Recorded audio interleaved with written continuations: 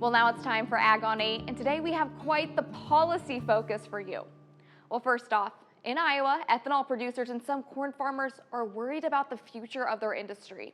The Iowa Renewable Fuels Association is calling on Governor Kim Reynolds to veto a piece of legislation. House File 639 would make it harder for CO2 pipeline projects to set their roots in the state. Mike Jerky is the manager of an ethanol plant in southwest Iowa, and he says all the landowners involved with their CO2 project have voluntarily agreed to be a part of it. He believes the legislation will shut down these projects.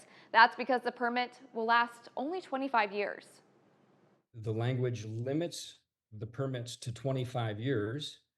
Now, the existing language in statute said the maximum was 25 years, but then the death blow is you cannot renew a permit if you're transporting liquefied carbon dioxide. You cannot renew it. Those farmers and ethanol companies worry without carbon sequestration, they won't be able to make the requirements to apply for sustainable aviation fuel tax credits. Now, without those tax credits, they don't believe it makes sense financially to tap into that market, which they say would increase corn demand. Now, on the other side, the Iowa Sierra Club is glad that the bill passed. They say they'll be pushing for a total ban on eminent domain for CO2 pipelines next session. Now, also in Iowa, biofuels are getting a boost. Coming up in July, there will be $4 million added to a program supporting biodiesel and ethanol projects. Iowa is the top producer of both ethanol and biodiesel. Those industries are a big part of the state's economy. The Iowa Renewable Fuels Association saying those fuels account for $5.7 billion of the state's GDP. Well, nationally, about 86% of farmers in the U.S. are small family farms. Those growers there are getting some attention from the Trump administration. The USDA releasing a new policy agenda and sharing the direction that they're headed over the next few years. The report includes streamlining applications, enhancing access to risk management, making credit more accessible, and helping farmers pass their farms on to future generations. Well, also nationally, there's a lot of backlash from agricultural groups. That's after the Make America Healthy Again paper was released. The report calls for a review of the childhood vaccine schedule, ultra-processed foods, and pesticide use. The study mentioning glyphosate, which is the active ingredient in Roundup, by name. The American Farm Bureau says, in quote, "It is deeply troubling for the White House to endorse a report that sows seeds of doubt and fear about our food system and farming practices, then attempts to celebrate farmers and their critical role they play in producing the safest food supply in the world." Well, that report isn't law, but it will be used over the next 3 months to guide the commission. Well, public speaking can be scary enough, but testifying before members of the Senate, that's a whole nother ballgame. A Henry County farmer recently traveled to Washington, D.C. That's where she spoke before the Senate Agriculture Committee. Megan Dwyer joins us sharing her perspective from both the field and her time talking with the federal government about conservation practices. Thanks for being here early, Megan. Thanks, Haley. Yes. Well, first off, we're going to start with these conservation practices. What are some of those that are used around here? Yeah, and so one of the big things to remember is that conservation is going to look different for every farm. They all have different resource concerns, different management needs, but some of the most common ones would be cover crops, where you grow something after that cash crop, after that corn and soybeans has been harvested, no-till, so you're not disturbing the soil, things like grass waterways to help where the water is moving through a field, edge of field buffers and borders and things like that. Well, in your speech that you gave just a couple weeks ago, you have an analogy, which is a really delicious analogy. So tell me, what about this chocolate chip cookie and how does it relate to conservation practices? So in my work at Illinois Corn, I would say one of the most challenging parts is helping relate and make these really complex issues on the farm something that the general public, these policymakers, regulators can understand. And so when we started talking about conservation, I took to a chocolate chip cookie analogy. So thinking that, again, conservation looks different for every farmer. Everyone's personal preference of the ideal chocolate chip cookie is going to look different as well. And so looking at, if I didn't give you a recipe, it'd be really hard to make that ideal chocolate chip cookie. Well, farmers don't really have a recipe. There's no clear-cut answer on how to be successful with conservation. And then taking it one step further to say, even if you did have the recipe and everyone had the same recipe, every oven bakes differently. And just like two farm fields, no results are going to be the same. And so thinking about what it takes for the flexibility, the innovation, and just the overall support a farmer needs to be successful. Well, I know you talked about funding, and you also talked about flexibility of funding and how the two need to pair together. Why is that? Yeah, so just as with that cookie analogy on things being different, farmers need to be able to innovate. They need to be able to use what makes sense for their farm, for what they have for equipment, what they have for time and labor, what their own concerns and priorities are. Not to mention, there's a lot of opportunities to partner with private groups. Illinois Corn partners proudly with PepsiCo as a great example. And so what their ultimate goals might be a little bit different than what NRCS wants to see. And so allowing that flexibility for everybody to have a successful outcome is really what we're after.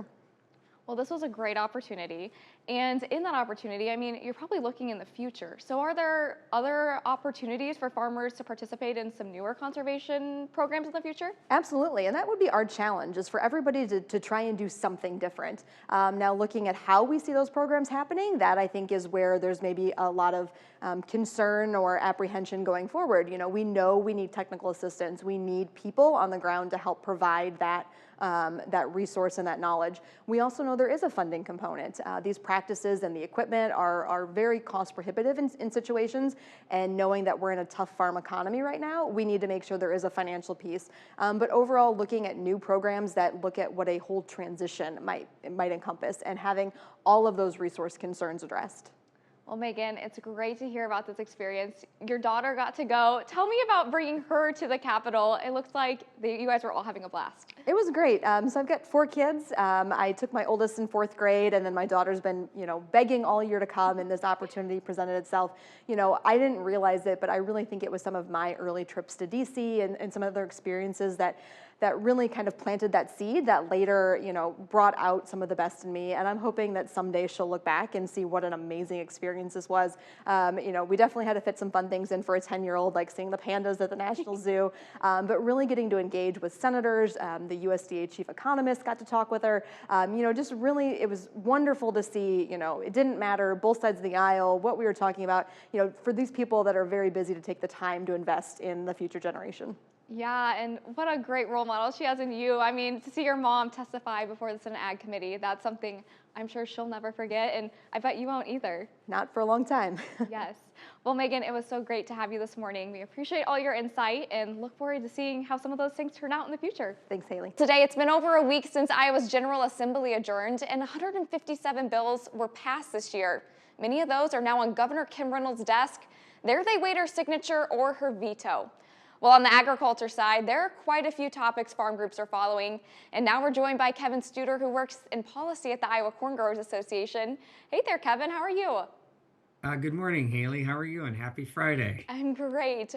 Well, thanks for being with us here today. I know there's a lot of different ag groups that have varying topics and, opinions on a lot of these bills. But today, I want to hear what's been going on. So first off, one of these things I want to start with is a positive potentially for biofuels. What happened this year on that front? Well, yes, the Iowa legislature kicked off in around January 13th and just ended last week on in the late morning or late night or early morning, however you want to word it, on the 14th.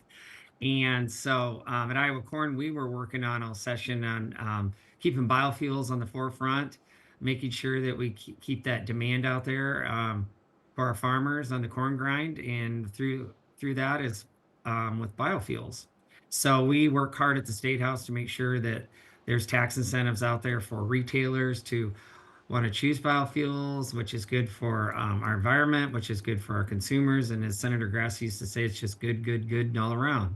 So we take that very seriously at heart here at Iowa Corn. And so we worked hard to get an extension of the E15 tax credit for retailers extended for a couple years. And we also were very pleased with the legislature and the governor worked with us on getting the funding for infrastructure related biofuel projects held at $10 million. And actually that used to be around $3 to $5 million. So we were really happy to see that at the 10 million mark. So really good news on that front. Yes, and I know, maybe some different funding, but there's been some of the infrastructure funding that's been poured into our area for sure. So that's great to hear. Now switching gears a little bit, I know there's changes to property taxes were another priority for you. Why is this for such an important thing that you've been advocating for? Well, obviously, property taxes are very vital.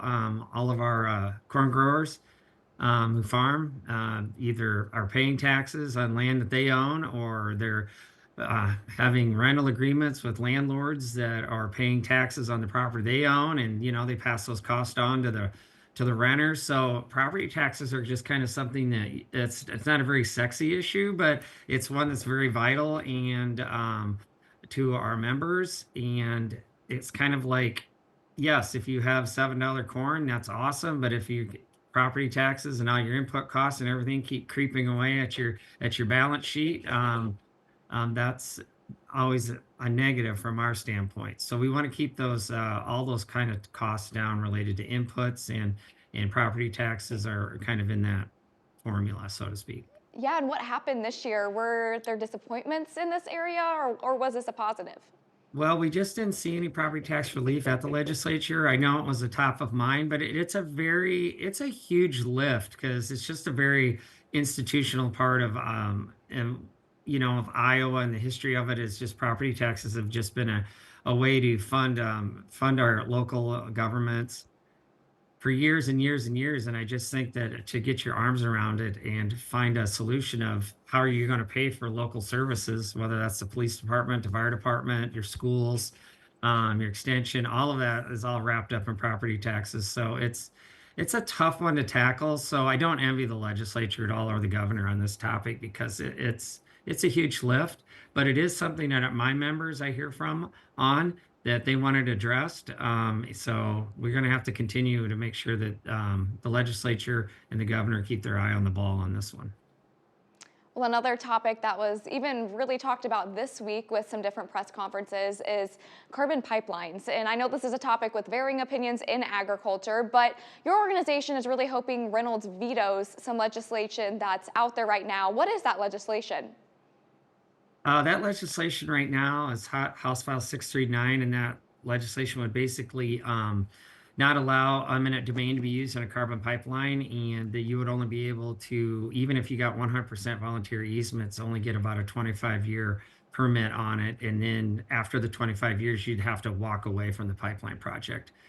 We actually know of an ethanol plant here in Iowa. I don't want to name them because I'll let them speak for themselves.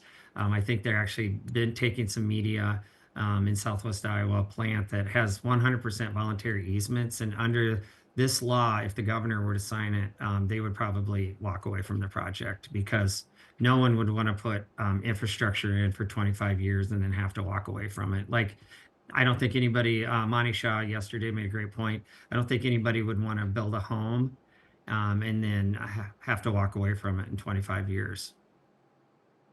And for those that might not be super familiar with this topic, I mean, there are different opinions on it. Why are you advocating for the stance that you're advocating for? We're advocating for a veto of the bill by the governor, just to highlight the unintended consequences that we feel that this bill would have on corn grind. We see that these pipelines could be very helpful in letting us access the sustainable aviation fuel market and also get into low carbon fuel markets around the world. And we want to be encouraging corn grind, not discouraging corn grind, because our farmers, just one thing they can do is they're just phenomenal at planting corn and having being very successful at doing what they do best. And that's a good thing. And that's a good problem to have. I would rather have enough corn than not enough. So we are just looking for new markets, and we believe that this pipeline will allow us to tap into those. So we are we are supportive of these projects. And have you been talking with the governor? Do you know, is there a potential for a veto there? We have been sending in our call to actions to the governor, showing our asking her for the veto of the bill, and so we're just kind of just staying tuned, and have not met with her yet, but we are just trying to make our voice heard through our calls to action, and I know we've had members call in and so forth. Perfect. Well, Kevin, I really appreciate your input today on so many big topics, and we'll stay tuned for the rest of the year and maybe into veto session. Hey, thanks for everything, Haley, and you have a great Memorial Day weekend. Thanks, Kevin. You too.